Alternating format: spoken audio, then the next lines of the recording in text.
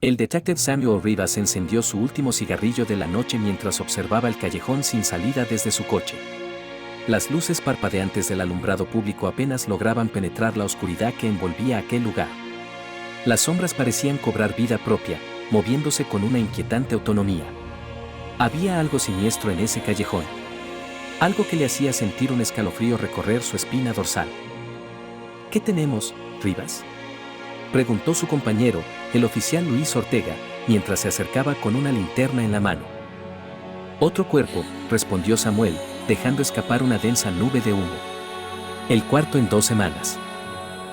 Luis iluminó el cadáver con la linterna, revelando un rostro congelado en una expresión de terror absoluto. La víctima, una joven mujer, yacía con los ojos desorbitados y la boca abierta en un grito silencioso. Su piel estaba pálida, casi translúcida bajo la luz artificial. ¿Alguna pista?, inquirió Luis, aunque ya conocía la respuesta. Samuel negó con la cabeza. No había huellas, ni testigos, ni motivos aparentes. Solo una serie de cuerpos abandonados en el mismo callejón, cada uno más aterrador que el anterior.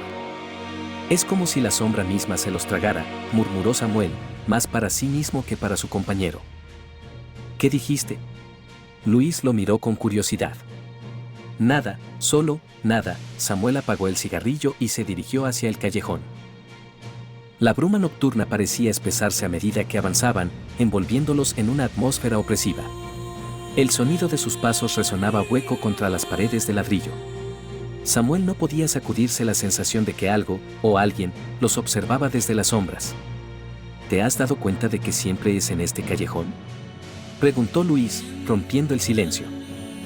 Sí, y eso es lo que me preocupa, respondió Samuel. ¿Por qué aquí? ¿Qué tiene este lugar? Luis no respondió, pero ambos sabían que la respuesta no sería fácil de encontrar.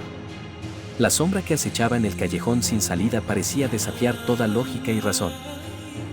Esa noche, Samuel decidió quedarse más tiempo. Luis se había marchado, dejándolo solo con sus pensamientos y el eco de sus propios pasos. La oscuridad parecía envolverlo, y por un momento, sintió como si el callejón se estrechara a su alrededor.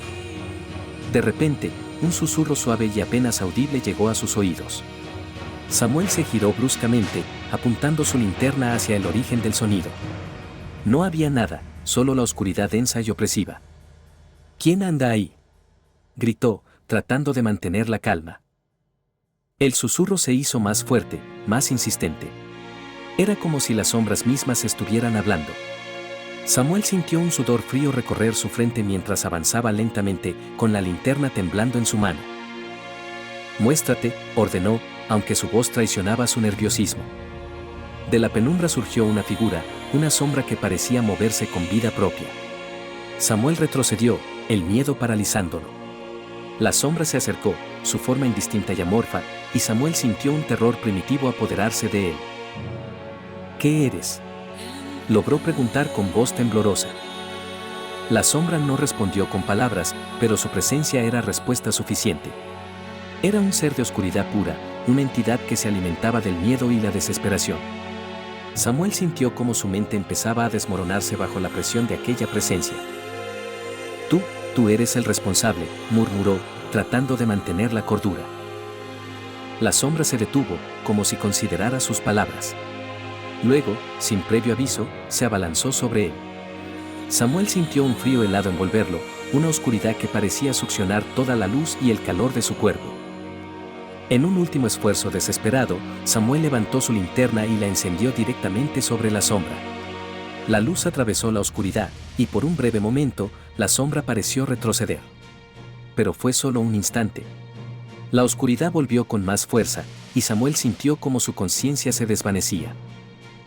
Cuando Luis regresó al callejón al amanecer, encontró el cuerpo de Samuel, pálido y sin vida, con la misma expresión de terror absoluto que las otras víctimas. El detective había enfrentado su peor miedo y había perdido. El callejón sin salida seguía en silencio, pero las sombras parecían moverse con una inquietante autonomía. La sombra que acechaba había reclamado otra víctima, y su hambre no parecía tener fin.